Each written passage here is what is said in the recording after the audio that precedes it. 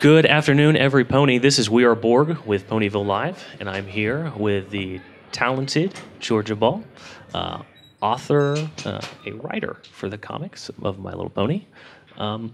Which comics have you written so far? I wrote the Celestia Micro. The Celestia Micro. There could be others in the future, maybe? You never know. Right now I've been concentrating pretty hard on writing the Littlest Pet Shop series. So that's taken up all of my time, and I just haven't had time to try to pitch anything through on the pony side, but maybe.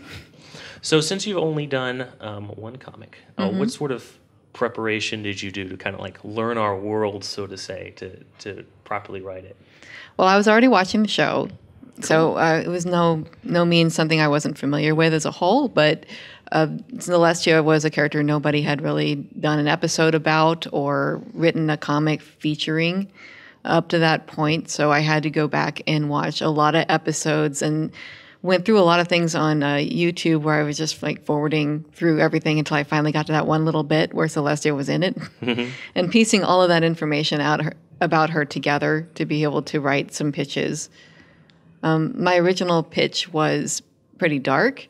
And it included it was about a former student of Celestia's that was had a physical deformity. She was born with 2 horns.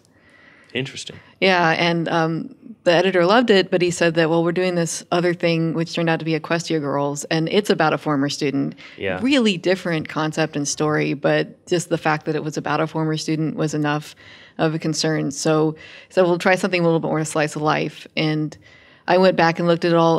He said his suggestion was, and that's Bobby Curnow, the editor, that we do something that's more about Celestia as the head mistress of the school for gifted unicorns. So I went back and thought about all the teacher movies that I've seen and drew a lot from both Dumbledore as a teacher and Goodbye, Mr. Chips as a movie, and came up with the concept about Celestia helping a teacher that everyone really wanted to retire and was getting in trouble, and how Celestia would deal with something like that. I think I was thinking along the lines of something that's really common for Dumbledore to deal with is parents being really upset about his choice of teacher. I see that. I can see that, definitely.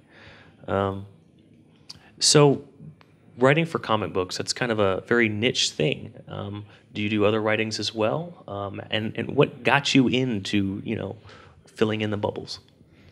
I was originally a webcomics writer. I wrote Scooter and Ferret was the webcomic that my husband and I did, and we started in 2004. So it went pretty far back. When we did it for about 6 years, we had a really small following. And I guess one of those people was the editor for the Strawberry Shortcake series that Ape Entertainment was doing, and he was enjoying it, and he thought it was funny, and they needed a female writer. So they asked me to write the lead stories for Strawberry Shortcake, and I did that for about 2 years. Did several other properties while I was working for Ape, and when the editor, one of the artists that I worked with, Amy Meverson, was the artist on Strawberry for a lot of stories. Her work was just gorgeous on that series. She really liked me as a writer, and she was the one who suggested that I pitch to Bobby for My Little Pony story. Cool. What is, all right, this is the worst question. All right, forgive me. Who is your favorite pony? I think Veridi's probably my favorite pony. Oh, yeah? Yeah, I've always kind of gravitated toward those characters that are a little bit more maybe shallow on the outside, but not have a lot more depth when you really look into it. Probably my least favorite is Pinkie Pie.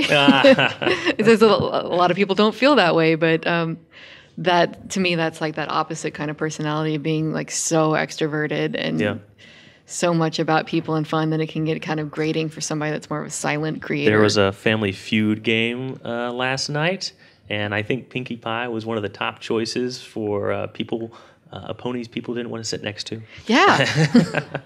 Yeah, she would really get on my nerves. Did you get a chance to read the Nightmare Rarity arc? Oh, yeah. What did you think about that? I like Heather a lot, so I really enjoyed that arc, and it was really neat seeing kind of Rarity in that dark mode. Definitely. That's some great lines when she was up on the moon. that one about how she'd like to put curtains and drapes.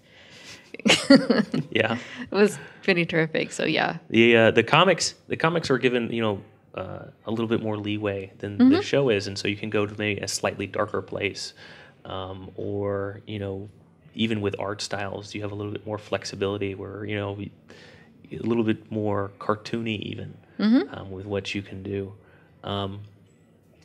Would you say that it's that kind of offers both not only a freedom, but maybe even just slightly of a challenge that you have maybe the need to just go outside the box every once in a while with a story? Well, I say that Hasbro is pretty lenient altogether. And I've worked now with Hasbro on 3 different properties. Oh, and cool. every time that you're working with them, you're working with a different team. So I'd say out of the 3 that I've done, Strawberry, Pony, and Littlest Pet Shop, they've been the most involved in the Littlest Pet Shop group on kind of determining the direction of the comic and the choices that we're making inside of it. Pony was probably the freest, or what people may not realize is it's the editor on the series also has a huge contribution to what Hasbro sees and doesn't see, and what we do and don't do. And there were some places where I think Bobby felt like I was taking the idea of doing like cameo modern day things a little bit too far into. I think originally there was a Napoleon Dynamite cameo, and I gave it Napoleon Dynamite dialogue, and he felt like that was taking it too much out of the pony realm.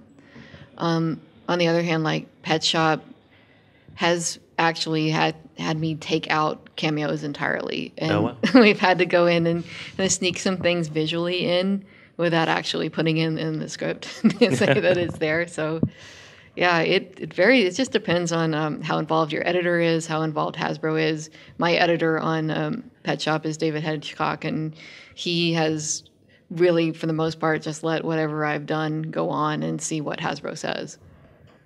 That's cool. And so the script for the comic is written first, correct? And then it is drawn.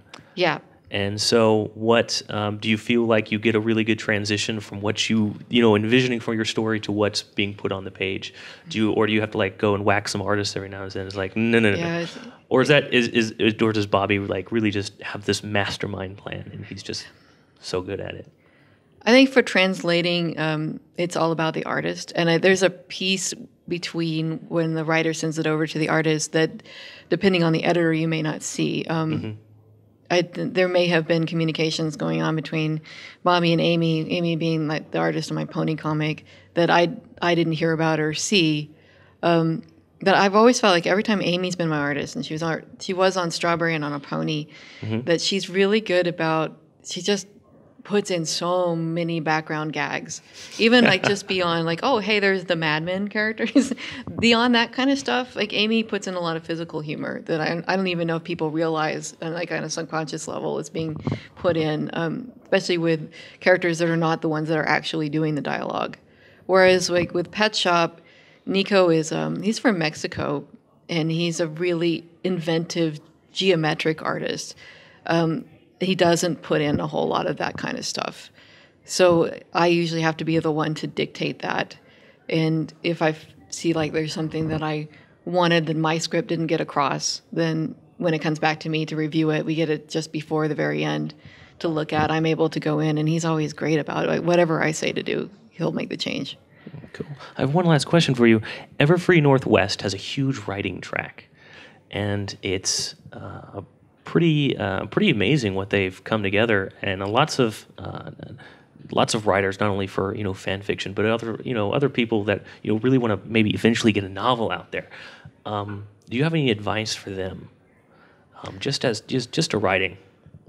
Well, I would say that you need to come up with your own original property and start publishing that probably on the internet first. And there's a lot of people that do some great work in fandom, and it's really cool. But when people are trying to look for somebody that they want to use, fandom's the last place they're probably going to look. So nothing wrong with contributing to it. Definitely do that. It's fun, and it makes friends, and it gets you in places like this, and it's fabulous. But if you really want to move into the publishing side, then something like I mean, a good example would be like Noelle Stevenson, who's doing Lumberjanes. She's been a webcomics writer for a really long time. That's where she got noticed. That's how I got into the business. You'll just find that story over and over again lately, is that people, if you're an artist, they went onto DeviantArt and they saw your portfolio. If you're a writer, they probably saw you writing just for something. Cool. Well, thank you very much for your time. Again, this is We Are Borg with Georgia Ball for Ponyville Live.